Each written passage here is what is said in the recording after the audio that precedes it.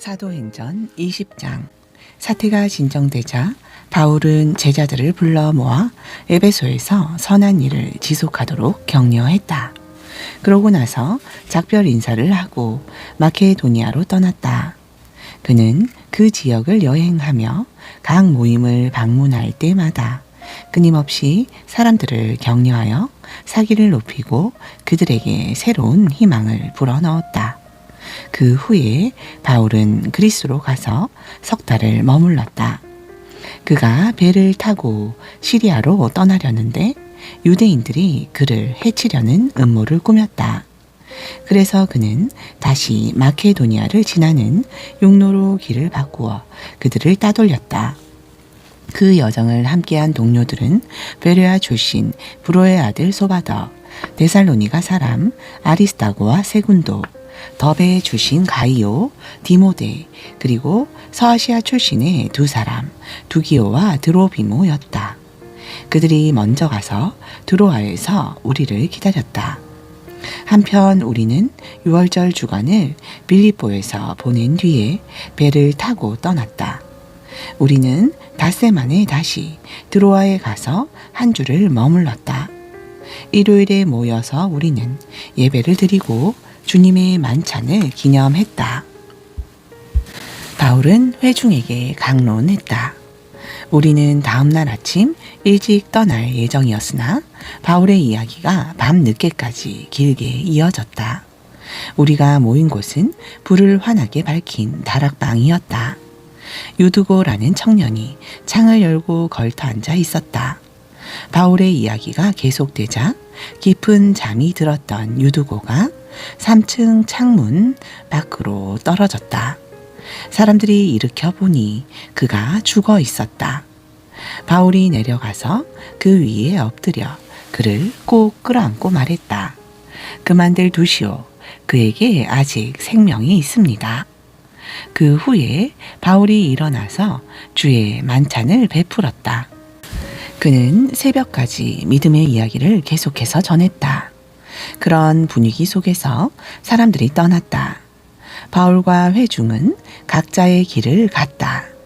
다시 살아난 유두고를 데리고 가면서 그들은 모두 생명으로 충만했다.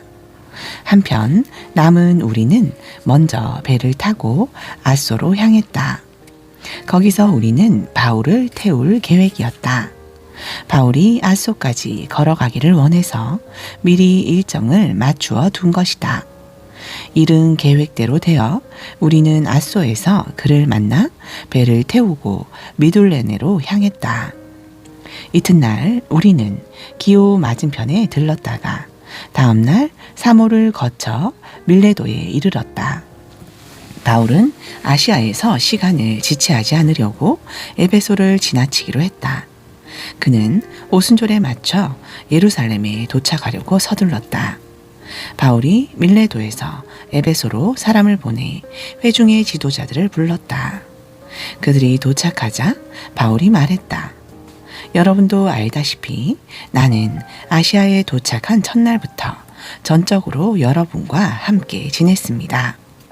어떤 상황에서도 목숨을 걸고 주님을 섬겼고 나를 죽이려는 유대인들의 끝없는 계략을 참아냈습니다. 나는 어떤 경우에도 인색하게 굴거나 이속을 챙기지 않았고 여러분의 삶에 변화를 가져다 줄 진리와 격려의 말을 여러분에게 아낌없이 주었습니다. 나는 여러분을 사람들 앞에서나 여러분의 집에서 가르치면서 유대인에게나 그리스 사람에게나 똑같이 하나님 앞에서 삶을 근본적으로 고치고 우리 주 예수를 철저히 신뢰하도록 당부했습니다. 그러나 지금 내 앞에는 또 하나의 긴급한 일이 있습니다. 예루살렘으로 가야 한다는 부담입니다. 거기에 가면 무슨 일이 벌어질지 나는 전혀 모릅니다. 쉽지 않은 것이 분명합니다. 내 앞에 고난과 투옥이 있을 것을 성령께서 거듭해서 분명히 말씀해 주셨습니다. 그러나 그것이 나에게는 별로 중요하지 않습니다. 나에게 가장 중요한 것은 하나님께서 시작하신 일을 마치는 것입니다. 주 예수께서 내게 맡기신 사명, 곧 믿을 수 없을 만큼 후히 베푸시는 하나님의 자비를 내가 만나는 모든 사람에게 알리는 것입니다. 오늘은 작별의 날입니다. 여러분은 나를 다시는 보지 못할 것입니다. 나도 여러분을 다시는 보지 못할 것입니다. 나는 오랫동안 여러분 사이를 오가며 이제 막이 오른 하나님 나라를 선포했습니다. 나는 여러분을 위해 최선을 다했습니다. 내 모든 것을 여러분에게 주었으며 여러분을 향한 하나님의 뜻을 하나도 남김없이 전했습니다. 이제 모든 것이 여러분에게 달려 있습니다. 여러분 자신을 위해서나 양떼인 회중을 위해서나 긴장을 늦추지 마십시오. 성령께서 이 하나님의 사람들을 여러분에게 맡기셔서 교회를 지키고 보호하게 하셨습니다. 하나님께서 친히 이들을 위해 죽을 가치가 있다고 여기셨습니다. 내가 떠나자마자 흉악한 이리들이 나타나서 이 양들을 맹렬히 공격하리라는 것을 압니다. 자기들을 따르게 하려고 왜곡된 이야기를 할 것입니다. 그러니 늘 깨어 경계하십시오. 지난 3년 동안 내가 여러분과 함께 끝까지 포기하지 않고 견디면서 여러분 한 사람 한 사람에게 내 마음을 쏟았던 것을 잊지 마십시오. 이제 나는 여러분을 놀라우신 우리 하나님께 맡겨드립니다.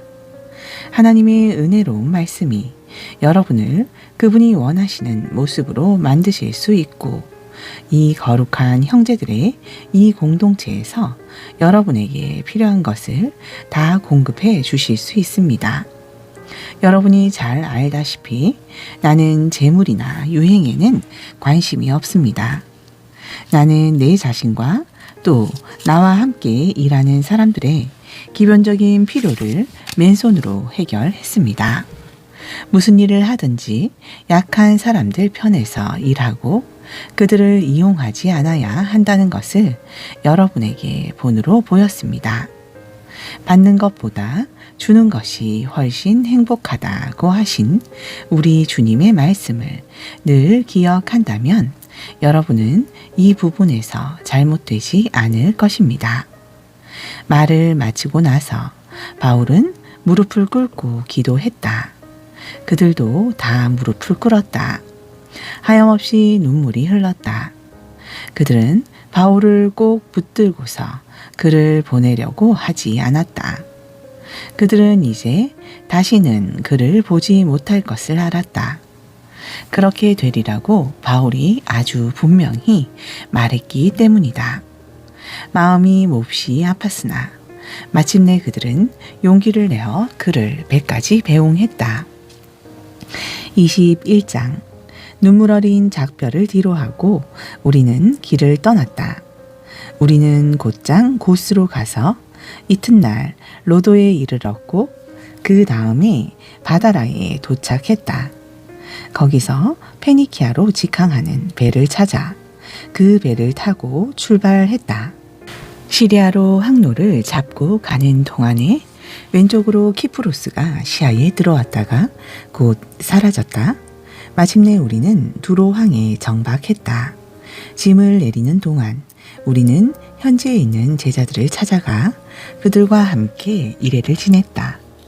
그들이 성령을 힘입어 앞니를 내다보고 바울에게 예루살렘으로 가지 말라는 말을 전했다. 시간이 다 되자 그들은 시내에서 무두까지 우리를 바래다 주었다. 남녀노소 할 것 없이 모두가 따라왔다. 그 자리가 송별회가 되었다. 바닷가에서 우리는 모두 무릎을 꿇고 기도했다. 또 한 차례 작별 인사를 나눈 뒤에 우리는 배에 오르고 그들은 집으로 돌아갔다. 두로에서 돌레마이까지 짧은 항해를 마쳤다. 우리는 그곳의 그리스도인 동료들을 문안하고 그들과 함께 하루를 지냈다. 아침에 있는 우리는 가이샤라로 가서 7사람 중 하나인 전도자 빌립의 집에 묵었다. 빌립에게는 예언하는 처녀 딸이 4명 있었다. 그곳에 있은 지 며칠이 지난 후에 아가보라는 예언자가 우리를 보려고 유대에서 내려왔다. 그는 곧장 바울에게 가더니 바울의 허리띠를 가져다가 연극을 하듯 자기 손발을 묶었다. 그러고는 이렇게 말했다. 성령께서 예루살렘의 유대인들이 이 허리띠의 주인을 이렇게 묶어서 하나님을 모르는 믿지 않는 자들에게 넘겨줄 것이다 라고 말씀하십니다. 그 말을 들은 우리와 그날 거기 있던 모든 사람들이 바울에게 예루살렘으로 가겠다는 완강한 고집을 벌이라고 간청했다. 그러나 바울은 뜻을 굽히지 않았다. 왜 이렇게 야단들입니까? 왜 소란을 피워 나를 더 힘들게 합니까? 여러분은 이 일을 거꾸로 보고 있습니다. 예루살렘에서 중요한 문제는 나를 체포하든 죽이든 그들이 나한테 하는 일이 아니라 나의 순정을 통해 주 예수께서 하시는 일입니다. 그것을 모르시겠습니까? 그의 결심이 조금도 흔들리지 않는 것을 보고서 우리는 단념했다. 우리는 이제 하나님 손에 있습니다. 주님께서 알아서 해 주십시오 하고 말했다. 얼마 지나지 않아 우리는 짐을 꾸려 예루살렘을 향해 길을 떠났다. 가이사라에서 온 제자들 몇 사람이 우리와 함께 가서 우리를 나손의 집에 데려다 주었다. 그는 우리를 따뜻하게 맞아 주었다. 그는 키프로스 태생으로 초기 제자들 가운데의 한 사람이었다. 예루살렘에서 동료들이 우리를 보고 반가워하며 두 팔 벌려 우리를 맞아 주었다. 이튿날 아침 먼저 우리는 바울을 데리고 가서 야고보를 만났다. 교회의 지도자들도 다 그 자리에 있었다. 안부와 몇 마디 인사말을 나눈 뒤에 바울은 그동안 하나님께서 자신의 사역을 통해 이방인 가운데 행하신 일을 하나하나 자세히 이야기해 주었다. 그들은 이야기를 듣고 기뻐하며 하나님께 영광을 돌렸다. 그들도 들려줄 이야기가 있었다. 그동안 여기에 무슨 일이 있었는지 보십시오. 하나님을 경외하는 유대인 수만 명이 예수를 믿게 되었습니다. 그러나 그들이 모세의 율법을 지키는데 어느 때보다 열심이다 보니 문제도 있습니다. 유대인들 사이에서 들리는 말이 당신이 믿지 않는 이방인들 속에서 살아가는 믿는 유대인들에게 모세를 가볍게 여겨도 된다고 하면서 자녀들에게 할례를 주지 않아도 되고 옛 전통도 지킬 필요가 없다고 가르친다고 합니다. 그러나 그것은 그들이 전혀 받아들일 수 없는 일입니다. 당신이 시내에 들어온 것을 그들이 알면 어찌 될지 걱정입니다. 곤란한 일이 생길 것입니다. 그러니 이렇게 합시다. 우리 일행 가운데 정결 예식을 하기로 서원했으나 돈이 없어 행하지 못한 4사람이 있습니다. 당신이 그들의 서원에 참여해서 그들의 비용을 대주십시오. 그러면 당신에 대해 떠도는 소문이 사실 무근이며 당신이 모세의 율법을 철저히 존중한다는 것이 모든 사람 앞에 분명해질 것입니다. 당신에게 이렇게 요청한다고 해서 믿는 사람이 된 이방인들에 대해 전에 우리가 합의한 내용을 되돌리는 것은 아닙니다. 우리는 그 편지에 쓴 내용을 계속해서 굳게 붙들고 있습니다. 우상과 관계된 행동에 관여하지 말고 유대인 그리스도인들에게 거슬리는 음식을 내놓지 말며 성생활과 결혼의 도덕을 지킬 것을 말입니다. 바울은 그들의 제안대로 했다. 그 사람들을 데리고 가서 그들의 서원에 참여하고 그들의 비용을 댔다. 이튿날 그는 성전에 가서 그것을 공식화했다. 각 사람의 정결 예식을 위한 제사를 드리고 그 제사가 끝날 때까지 거기에 머물렀다. 그들의 정결 예식에 필요한 이래가 거의 끝날 무렵 에베소 근방에서 온 몇몇 유대인들이 성전에서 바울을 발견했다. 그들은 당장 그곳을 뒤집어 놓았다. 그들은 바울을 붙잡고 목이 터져라 외치기 시작했다. 도와주시오. 이스라엘 동포 여러분, 도와주시오. 이 자는 온 세상을 다니면서 우리와 우리 종교와 이 성전을 거슬러 거짓말하는 자입니다.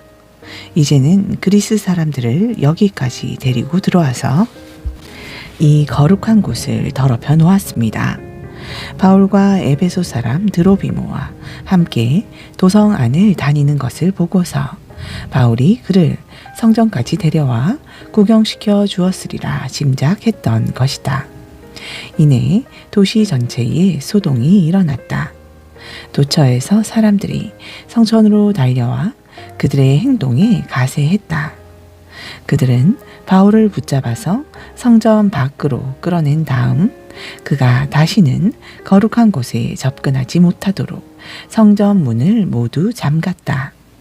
그들이 바울을 죽이려고 할 때 폭동입니다. 도시 전체가 들끓고 있습니다. 하는 보고가 경비대 지휘관에게 들어갔다. 그 지휘관은 신속히 행동을 취했다. 그의 병사와 백부장들이 즉시 현장으로 달려갔다. 바울을 때리던 무리가 지휘관과 병사들을 보고서야 행동을 멈추었다. 지휘관이 다가가서 바울을 체포했다. 그는 먼저 바울에게 수갑을 채우라고 명령했고 그런 다음 그가 누구이며 무슨 일을 했는지 물었다. 지휘관이 무리에게서 얻은 것은 저마다 이렇게 저렇게 외치는 고함 소리 뿐이었다. 광기 어린 무리의 소리를 분간할 수 없었던 지휘관은 바울을 군대 병령으로 데려가라고 명령했다. 그러나 그들이 성전 계단에 이르렀을 때 무리가 난폭해져서 병사들은 바울을 메고 가야만 했다. 그들이 바울을 메고 가자 무리가 따라오며 외쳤다. 죽여라. 저자를 죽여라. 그들이 병영에 도착해 들어가려고 할 때 바울이 지휘관에게 말했다. 한 말씀 드려도 되겠습니까? 지휘관이 대답했다. 오, 나는 당신이 그리스 말을 하는 줄 몰랐소. 나는 당신이 얼마 전 여기서 폭동을 일으켰다가 자신을 따르는 4천여 명과 함께 광야로 잠적한 그 이집트 사람인 줄 알았소. 바울이 말했다. 아닙니다. 나는 다소 태생의 유대인입니다. 지금도 그 유력한 도시의 시민입니다. 간단한 부탁을 하나 드리겠습니다. 내가 저 무리에게 말할 수 있게 해 주십시오. 병영 계단에 서 있던 바울이 돌아서서 손을 들어 올렸다. 바울이 말을 시작하자 무리가 조용해졌다. 그는 히브리 말로 이야기했다. 22장 사랑하는 내 형제요, 아버지이신 여러분, 나에 대해 미리 결론을 내리기 전에 지금부터 내가 하는 말을 잘 들어 주십시오. 그들은 그가 히브리 말로 말하는 것을 듣고는 더 조용해졌다. 모두가 그의 말을 한마디도 놓치지 않으려고 했다. 그가 말을 이었다. 나는 길리기아의 다소에서 태어난 선량한 유대인입니다. 여기 예루살렘에서 교육받았고 랍비 가말리엘의 엄격한 지도 아래 우리 종교의 전통을 철저히 배웠습니다. 그리고 지금 여러분처럼 나도 항상 열정적으로 하나님 편에 있었습니다. 나는 이 도와 관련된 사람이면 누구나 추적하고 맹렬히 공격해서 하나님을 위해 죽일 준비가 되어 있었습니다.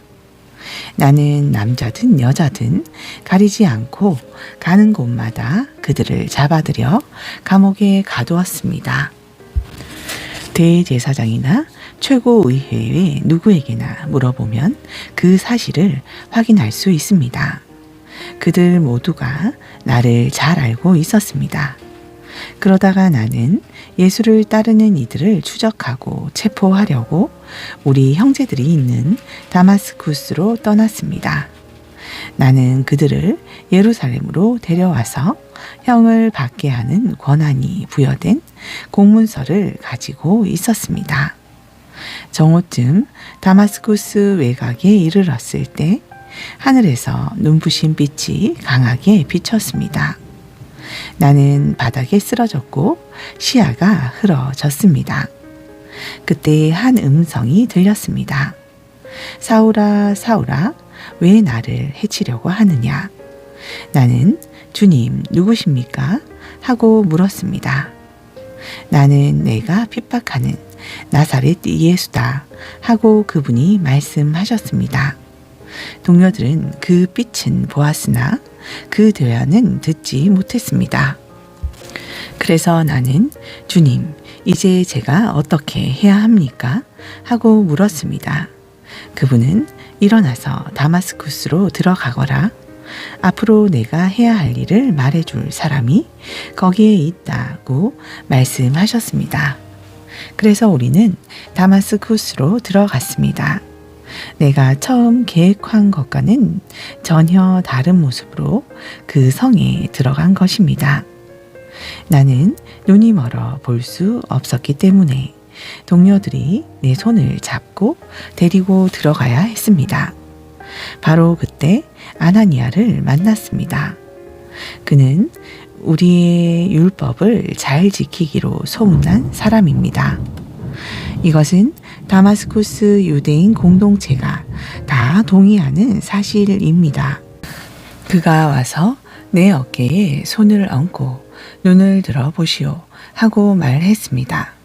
내가 눈을 들었는데 어느새 나는 그의 눈을 똑바로 쳐다볼 수 있었습니다. 다시 보게 된 것입니다. 그러자 그가 말했습니다. 우리 조상의 하나님이 그대를 택하셔서 그분의 활동 계획을 알게 하셨습니다.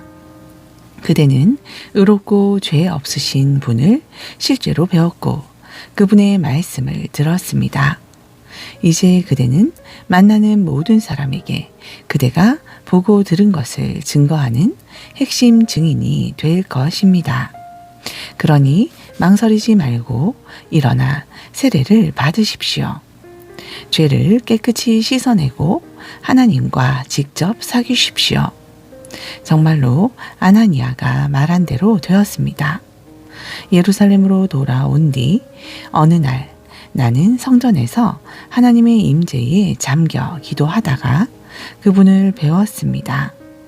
하나님의 의롭고 죄 없으신 분을 뵙고 그분께서 하시는 말씀을 들었습니다. 서둘러라. 최대한 서둘러 여기를 떠나라. 여기 예루살렘에 있는 유대인들 가운데 어느 누구도 내가 나에 대해 하는 말을 받아들이지 않을 것이다. 처음에는 반대했습니다. 저보다 적합한 사람이 누가 있겠습니까? 제가 주님을 믿는 사람들을 핍박하고 회당에서 마구 때리고 감옥에 가두는 일에 얼마나 열중했는지 모르는 사람이 없습니다. 주님의 증인 스데반이 살해될 때에도 바로 그 자리에서 제가 살인자들의 겉옷을 들고 그들을 응원했습니다. 그러나 이제 제가 완전히 돌아선 것을 그들이 알고 있습니다. 그러니 제게 무슨 자격이 더 필요하겠습니까? 그러나 그분은 이유를 묻지 말고 가거라. 내가 너를 멀리 이방인들에게로 보내겠다고 말씀하셨습니다. 모여있던 사람들이 집중해서 듣다가 갑자기 소리를 질렀다. 저자를 죽여라. 버러지 같은 놈이다. 밟아 버려라. 그들은 주먹을 휘둘렀다. 욕설이 쏟아졌다. 그때 지휘관이 끼어들어 바울을 병영으로 데려가라고 명령했다. 지휘관도 잔뜩 화가 치밀었다. 그는 이 일의 진상을 규명하기 위해 바울을 고문하고 신문하기로 결심했다. 그가 무슨 일을 저질러서 이런 폭력을 유발했는지 알아내고자 한 것이다. 그들이 그의 사지를 가죽끈으로 묶어 채찍질할 준비를 하는데 바울이 거기 서 있던 백부장에게 말했다. 공정한 재판도 없이 로마 시민을 고문하다니 이게 법에 맞는 일입니까? 백부장이 그 말을 듣고 곧장 지휘관에게 갔다.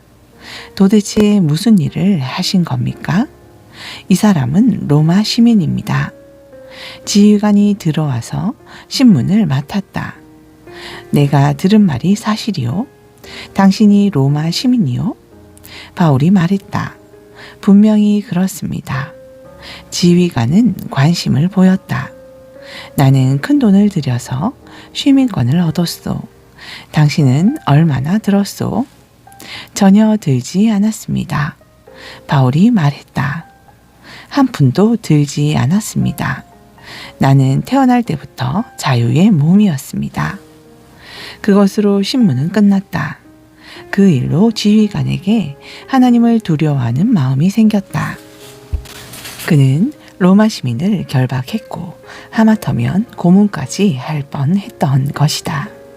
이튿날 지휘관은 문제의 원인을 규명하고 유대인들의 고발에 배후가 있는지 확실히 알아보기로 작정했다.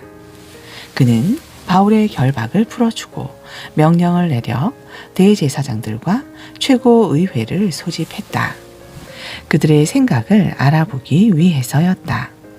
바울은 안내를 받아 그들 앞에 섰다. 23장. 바울은 침착하게 의회 의원들을 둘러본 다음 자신의 견해를 밝혔다. 친구 여러분, 나는 지금 이 순간까지 평생을 하나님 앞에서 깨끗한 양심으로 살아왔습니다. 그 말에 대제사장 아나니아가 격분했다. 그는 옆에 있던 사람들에게 바울의 뺨을 때리라고 명령했다. 그러자 바울이 응수했다. 하나님께서 당신을 치실 것이요.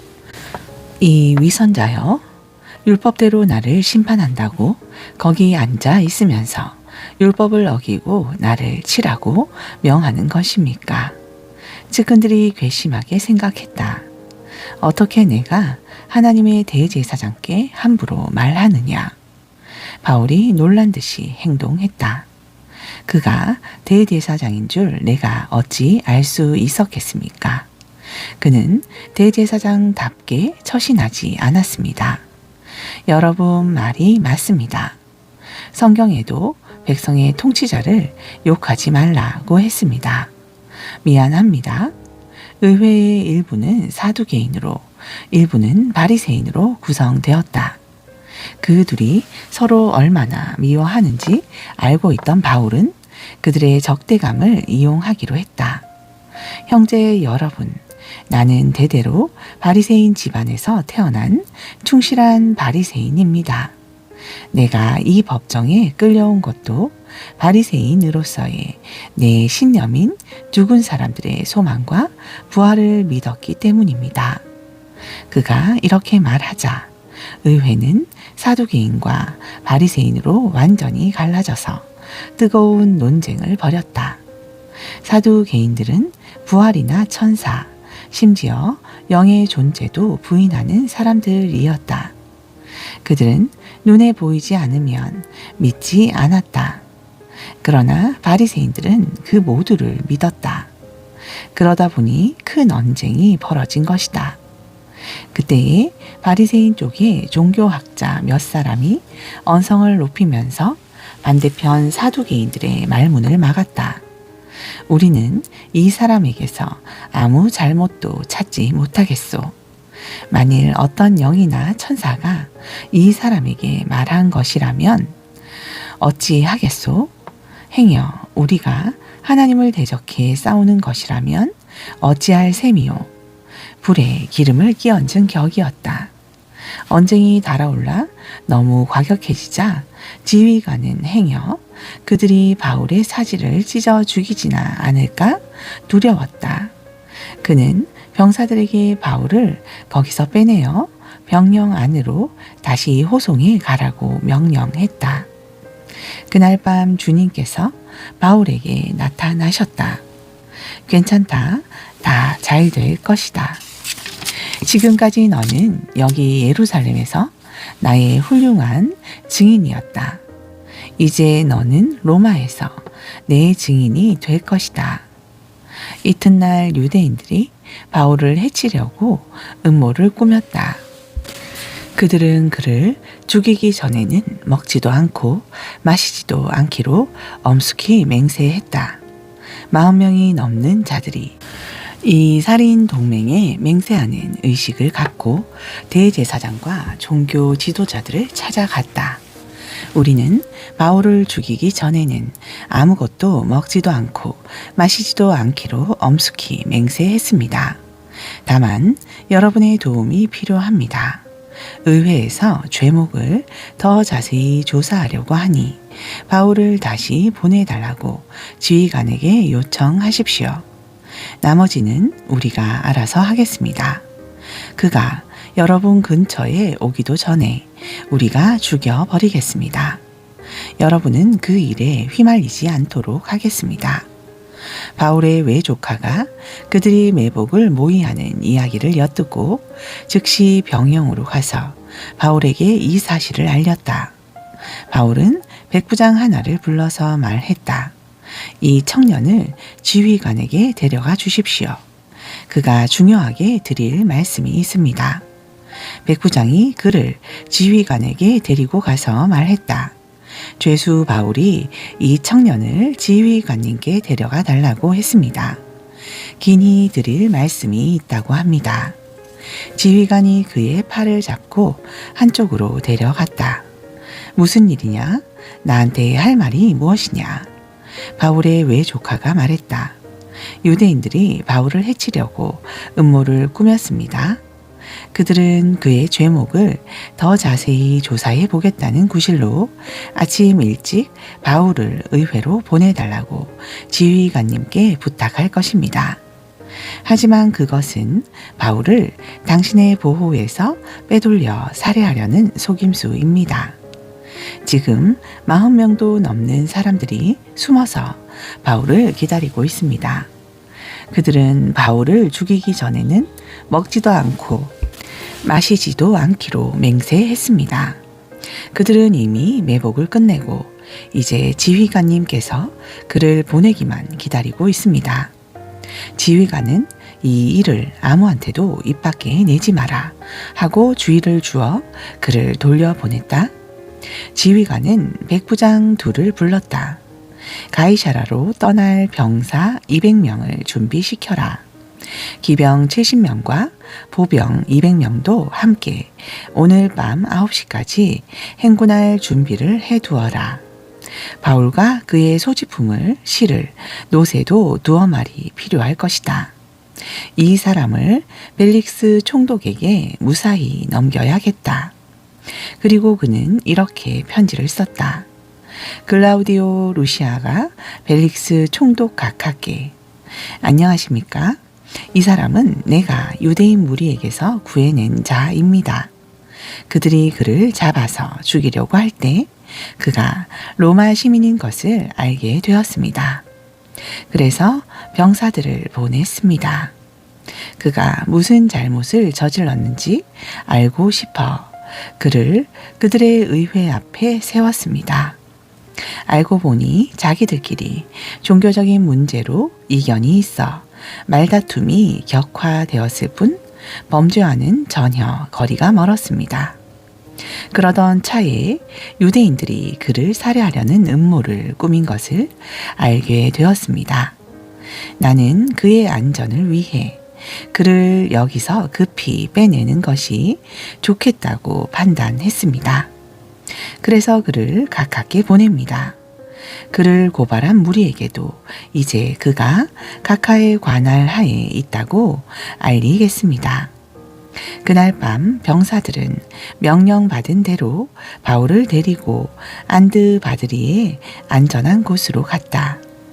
이튿날 아침에 병사들은 기병대의 호송하에 바울을 가이사라로 보내고 예루살렘 병령으로 돌아갔다. 기병대는 가이사라에 들어가서 바울과 편지를 총독에게 인계했다. 편지를 다 읽은 총독은 바울에게 어느 지역 출신인지를 물었고 길리기아라는 답을 들었다. 총독은 바울에게 그대를 고발하는 사람들이 오면 그대의 사건을 처리하겠소 하고 말했다. 총독은 바울을 헤로당의 공관에 가두어 두라고 명령했다. 24장. 닷새 후에 대제사장 아나니아가 지도자 대표단과 함께 법정 변호인 더둘로를 데리고 도착했다. 그들은 총독에게 바울을 고발하는 소송을 제기했다. 바울이 법정 앞에 불려 나오자 더둘로가 기소 발언을 했다. 벨릭스 각하의 지혜롭고 너그러운 통치에 우리는 언제 어디서나 감사할 따름입니다. 우리가 이 모든 평화를 누리고 날마다 각하의 개혁으로 득을 보는 것은 오로지 각하 덕분임을 잘 알고 있습니다. 장황한 말로 각하를 피곤하게 하지 않겠습니다. 부디 넓으신 마음으로 제 말을 들어주십시오. 아주 간략히 아뢰겠습니다. 우리는 이 사람이 평화를 어지럽히고 온 세상에 있는 유대인들을 상대로 폭동을 선동하는 것을 여러 번 보았습니다. 그는 나사렛파라고 하는 선동적 분파의 주모자입니다. 그야말로 암적인 존재라 할 수 있습니다. 우리는 그가 우리의 거룩한 성전을 더럽히려고 하는 것을 목격하고는 그를 체포했습니다. 직접 신문에 보시면 이 모든 고발 내용을 확인하실 수 있을 것입니다. 유대인들도 이 말에 합세했다. 직접 들어보십시오. 맞는 말입니다. 총독이 몸짓으로 바울에게 이제 그의 차례가 되었음을 알렸다. 바울이 말했다. 총독 각하, 지난 여러 해 동안 총독께서 얼마나 공정하게 우리를 재판하셨는지 압니다. 그래서 나는 총독님 앞에서 나 자신을 변호하게 된 것을 다행으로 여깁니다. 나는 본국에 돌아온 지 겨우 열 이틀 되었습니다. 날짜 관계는 쉽게 확인할 수 있습니다. 나는 오순절에 예루살렘에서 예배를 드리기 위해 일부러 왔고 도착한 이후로는 줄곧 내 일에만 충실했습니다. 내가 성전에서 논쟁을 벌이거나 거리에서 무리를 선동하는 것을 보았다고 말할 수 있는 사람은 아무도 없습니다. 저들의 고발 내용 중에 증거나 증인으로 입증할 수 있는 것은 단 하나도 없습니다. 그러나 내가 이것 하나는 기꺼이 인정합니다. 저들이 막다른 길이라고 비방하는 이 도에 유념하여 나는 우리 조상이 섬기고 예배한 바로 그 하나님을 섬기고 예배하며 우리의 성경에 기록된 것을 전부 받아들입니다. 또한 나는 하나님께서 선한 사람이든 악한 사람이든 죽은 사람들을 다시 살리실 것이라고 소망하고 기대하며 살고 있다는 것도 인정합니다. 만일 이것이 죄가 된다면 나를 고발한 사람들도 나 못지않게 유죄입니다. 나는 모든 일에 하나님과 내 이웃들 앞에 깨끗한 양심을 지키려고 최선을 다해 왔습니다. 나는 여러 해 동안 본국을 떠났다가 이제 돌아왔습니다. 떠나 있는 동안에 나는 가난한 사람들을 위한 헌금을 모아서 성전 예물과 함께 가지고 왔습니다. 바로 그 예물을 드리면서 성전에서 조용히 기도하고 있는 나를 저들이 본 것입니다. 모여든 무리도 없었고 소란도 없었습니다. 에베소 근방에서 온 몇몇 유대인들이 이 모든 소동을 일으켰습니다. 그런데 보시다시피 그들은 오늘 이 자리에 없습니다. 그들은 겁쟁이입니다. 너무 겁이 나서 총독님 앞에서 나를 고발하지 못하는 것입니다. 그러니 내가 무슨 죄를 짓다가 잡혔는지 여기 이 사람들에게 물어보십시오. 말재주가 뛰어난 더둘로 뒤에 숨지 말라고 하십시오. 저들이 나에 대해 내세울 수 있는 것은 내가 의회에서 외친 내가 이 법정에 끌려온 것은 내가 부활을 믿기 때문입니다. 라는 이 한 문장 뿐입니다. 총독께서는 이 말이 형사 사건의 근거가 된다고 보십니까? 벨릭스는 주저했다. 그는 보기보다 이 도에 대해 훨씬 많이 알고 있어서 바로 그 자리에서 사건을 종결 지을 수도 있었다. 그러나 정치적으로 가장 좋은 수가 무엇인지 확신하지 못해 시간을 끌었다. 지휘관 루시아가 오면 그대의 사건을 결정 짓겠소. 그는 백부장에게 바울을 수감하라고 명령하면서 한편으로 바울에게 어느 정도 출입의 자유를 허락해 동료들이 그를 돌보는 것을 막지 않았다. 며칠 후에 벨릭스와 그의 유대인 아내 드루실라가 바울을 불러다가 예수 그리스도를 믿는 삶에 대해 이야기를 들었다. 바울이 하나님과 그분의 사람들과의 바른 관계, 도덕적으로 훈련된 삶, 다가올 심판을 계속 강조하자 벨릭스는 마음이 너무 조여오는 것 같아 불편해서 그를 내보냈다. 오늘은 됐소. 시간이 있을 때 다시 부르겠소. 그는 바울이 자기에게 거액의 뇌물을 바치기를 은근히 바라고 있었다. 그 후에도 이런 대화가 자주 되풀이되었다. 그렇게 2년이 지난 후에 벨릭스 후임으로 보르기오 베스도가 그 자리에 부임했다. 벨릭스는 유대인들의 환심을 사려고 정의를 무시한 채 바울을 감옥에 내버려 두었다. 25장 베스도가 총독의 임무를 수행하기 위해 가이사라에 도착하고 나서 사흘 후에 예루살렘으로 올라갔다. 대제사장과 고위 지도자들이 바울에 대한 복수심을 다시 새롭게 곧 다졌다. 그들은 호의를 베풀어 달라고 베스도에게 요청했다. 그들의 고발에 응해 바울을 예루살렘으로 보내달라고 한 것이다. 물론 거짓말이었다. 그들은 예전의 음모를 재개하여 길에 매복돼 있다가 그를 죽일 참이었다. 베스도는 바울의 관할 구역은 가이사라이며 자기도 며칠 후에 그리로 돌아갈 것이라고 대답했다. 그는 그때 나와 함께 가서 그의 잘못을 마음껏 고발하시오 하고 말했다. 베스도는 여드레 또는 열흘 후에 가이사라로 돌아갔다. 이튿날 아침에 그는 법정에 앉아 바울을 불러들였다. 바울이 들어서는 순간 예루살렘에서 내려온 유대인들이 그에게 달려들어 온갖 과격한 고발을 퍼부었다. 그러나 그 중에 그들이 입증할 수 있는 것은 하나도 없었다.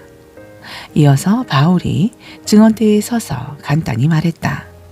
나는 유대인의 종교나 성전이나 황제에게 아무것도 잘못한 것이 없습니다. 그뿐입니다.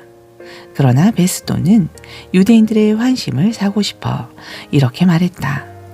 그대가 예루살렘으로 올라가 거기서 재판을 받으면 어떻겠소? 바울이 대답했다.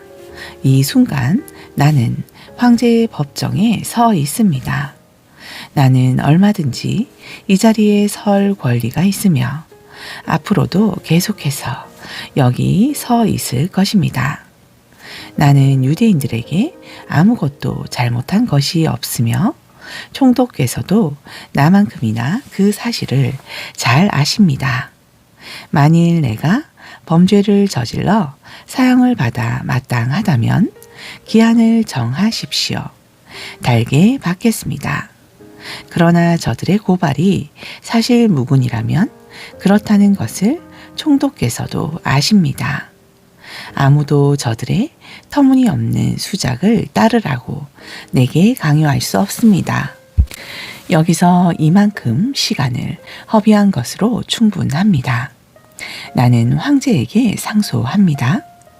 베스도가 참모들과 잠시 이야기를 나눈 뒤에 편결을 내렸다. 그대가 황제에게 상소했으니 그대는 황제에게 갈 것이요.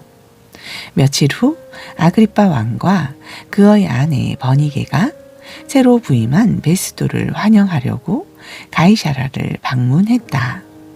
수일 후에 베스도가 아그리빠 왕에게 바울 사건을 거론했다.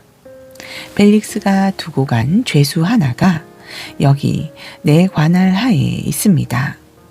내가 예루살렘에 갔을 때 대제사장과 유대인 지도자들이 그를 고발하는 죄목을 잔뜩 대면서 내게 사형 선고를 내려주기를 바랐습니다. 나는 그들에게 우리 로마 사람들은 그런 식으로 하지 않는다고 말했습니다. 고발당했다는 이유만으로 사람을 판결하지 않으며 반드시 피고에게 원고와 대면해 자신을 변호할 기회를 준다고 말했습니다. 그래서 그들이 여기로 내려왔을 때 나는 곧바로 그 사건을 조사했습니다. 법정에 앉아 그 사람을 증언대에 세웠습니다. 원고들이 사정없이 그를 공격했으나 그들의 고발은 고작 자기네 종교와 피고가 살아있다고 주장하는 예수라 하는 죽은 사람에 대한 논쟁이었습니다.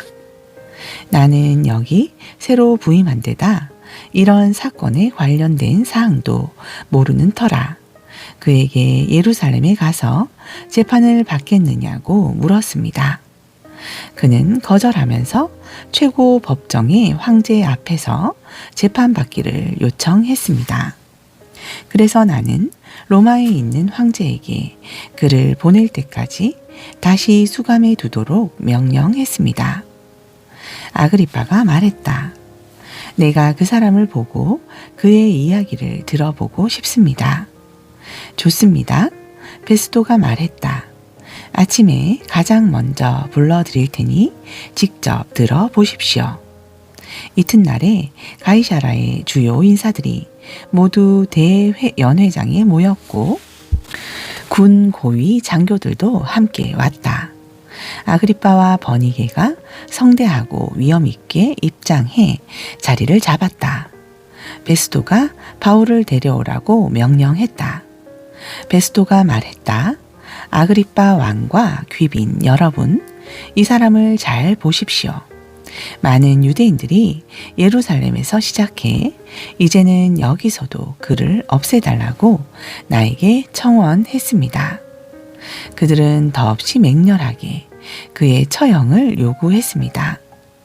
내가 조사해 보니 그는 아무 죄도 짓지 않았다는 판단이 섰습니다. 그는 황제 앞에서 재판받게 해달라고 요청했고 나는 그를 로마로 보내기로 승낙했습니다. 하지만 내 주이신 황제께 뭐라고 써야 하겠습니까? 유대인들이 내놓은 고발은 다 허위로 꾸민 것이고 그 밖에 내가 더 밝혀낸 것은 하나도 없습니다. 그래서 이렇게 여러분 앞에 특별히 아그리빠 왕 앞에 그를 데려다 세운 것입니다. 제대로 된 소송에 어울리는 무언가를 건질 수 있을까 해서 말입니다. 죄수로 하여금 재판을 받게 그 먼 길을 보내면서 문서에 죄목 하나 적을 수 없다면 무슨 꼴이 될 것입니다. 26장 아그리빠 왕이 바울에게 직접 말했다.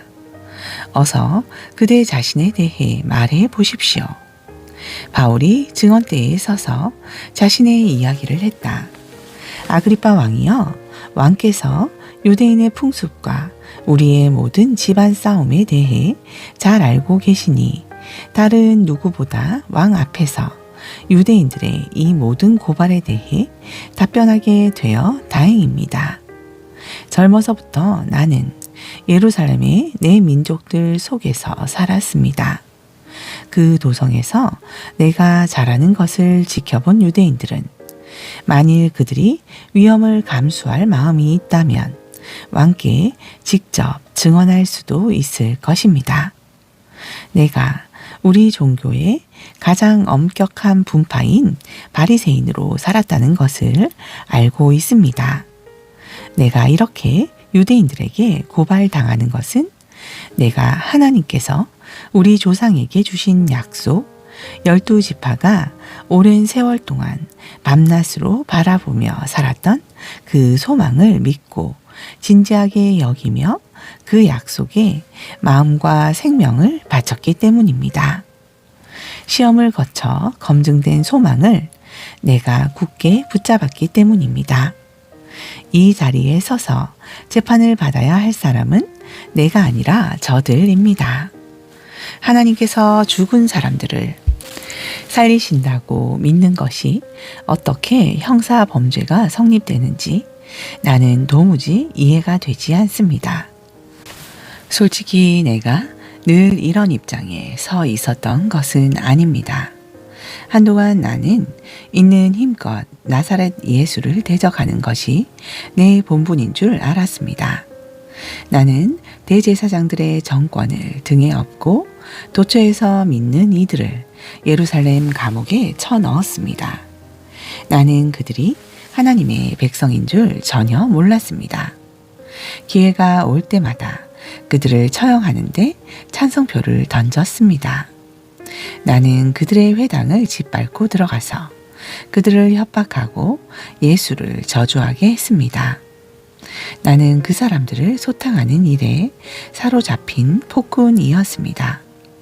그러다가 나는 예루살렘 바깥에 있는 여러 도시에서도 그 일을 시작했습니다. 그날도 여느 때처럼 내 활동을 공인해주는 대제사장들의 문서를 가지고 다마스쿠스로 가고 있었는데 한낮에 하늘에서 햇빛보다 더 밝은 눈부신 빛이 나와 내 동료들에게 쏟아져 내렸습니다. 오 왕이여, 그렇게 화날 수가 없었습니다. 우리는 앞으로 꼬꾸라졌습니다. 그때 히브리 말로 한 음성이 들렸습니다. 사울아, 사울아, 왜 나를 해치려고 하느냐? 무슨 고집으로 순리를 거스르는 것이냐? 나는 주님 누구십니까? 하고 말했습니다. 그 음성이 대답했습니다. 나는 내가 짐승을 추적하듯이 핍박하는 예수다. 그러나 이제 일어나거라. 내가 내게 맡길 일이 있다. 너는 오늘 일어난 일과 내가 앞으로 너에게 보여줄 일에 종과 증인이 될 것이다. 그 일을 위해 내가 너를 선택했다. 내가 너를 보내는 것은 이방인들의 눈을 열어주어 그들로 하여금 어둠과 빛의 차이를 보고 빛을 선택하게 하며 사탄과 하나님의 차이를 보고 하나님을 선택하게 하려는 것이다. 내가 너를 보내는 것은 내가 그들의 죄를 용서하고 그들에게 내 가족의 신분을 주려는 것이다. 나를 믿어 참된 삶을 시작하는 사람들 속으로 그들을 초청하려는 것이다. 아그리빠 왕이여, 그러니 내가 어찌 하겠습니까? 그런 비전을 두고 그냥 물러설 수는 없었습니다. 그 자리에서 나는 순종하며 믿는 자가 되었습니다. 나는 이 삶의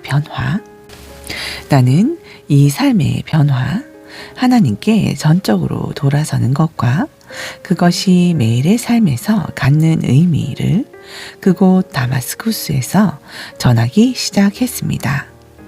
예루살렘과 인근 지역으로, 거기서 다시 온 세상으로 나아갔습니다. 그날 유대인들이 성전에서 나를 붙잡아 죽이려고 한 것도 바로 온 세상으로 나아간 것 때문입니다. 저들은 하나님을 자기들한테만 묶어두려고 합니다. 그러나 하나님께서는 약속하신 대로 내 편에 서 주셨습니다. 내가 지금 이 자리에 서서 하는 말은 왕이나 어린아이나 할 것 없이 누구든지 들으려고 하는 사람에게 내가 들려준 이야기입니다. 그리고 이 모든 말은 예언자들과 모세가 그렇게 되리라고 한 것과 정확하게 일치합니다. 그것은 첫째로 메시아가 반드시 죽어야 하며, 둘째로 그분이 죽은 자들 가운데서 살아나셔서 하나님을 모르는 사람들과 하나님을 경외하는 사람들 모두에게 하나님의 빛을 비추는 첫 번째 빛이 되리라는 것입니다. 베스도에게 이 말은 버거운 것이었다. 그는 큰 소리로 말을 잘랐다. 바울, 그대가 미쳤소. 책을 너무 많이 읽고 허공을 너무 오래 쳐다보았소. 그만 자중하고 현실 세계로 돌아오시오. 그러나 바울은 물러서지 않았다. 베스도 총독 각하, 정중히 아뢰입니다. 나는 미치지 않았습니다. 맑은 정신으로 똑바로 말하는 것입니다. 왕께서는 내가 무슨 말을 하는지 잘 알고 계십니다. 내 이야기 중에 왕께서 제정신이 아니라고 여길 만한 말은 하나도 없었다고 확신합니다. 왕은 오래전부터 이 일을 다 알고 계셨습니다. 이 일은 아무도 모르게 벌어진 일이 아닙니다. 아그리빠 왕이여, 예언자들을 믿으시지 않습니까? 대답하지 않으셔도 믿으시는 줄 내가 압니다. 그러자 아그리빠 왕이 대답했다. 이대로 더 가다가는 내가 나를 그리스도인으로 만들겠구나. 바울이 결박된 채 말했다. 그것이 내가 기도하는 바입니다. 지금이나 나중이나 왕뿐 아니라 오늘 여기서 이야기를 듣고 있는 여러분 모두가 나처럼 되기를 바랍니다. 이렇게 결박된 것만 빼고 말입니다. 왕과 총독이 버니게와 참모들과 함께 일어나 옆방으로 가서 지금까지 들은 것을 두고 의논했다. 그들은 금세 바울이 무죄라는데 뜻을 같이 하며 말했다. 이 사람은 사형은 고사하고 감옥에 갇힐 만한 일도 한 적이 없습니다. 아그리빠 왕이 베스도에게 말했다. 황제 앞에서 재판받기를 요청하지만 않았어도 지금 당장 석방할 수 있었을 겁니다. 아멘.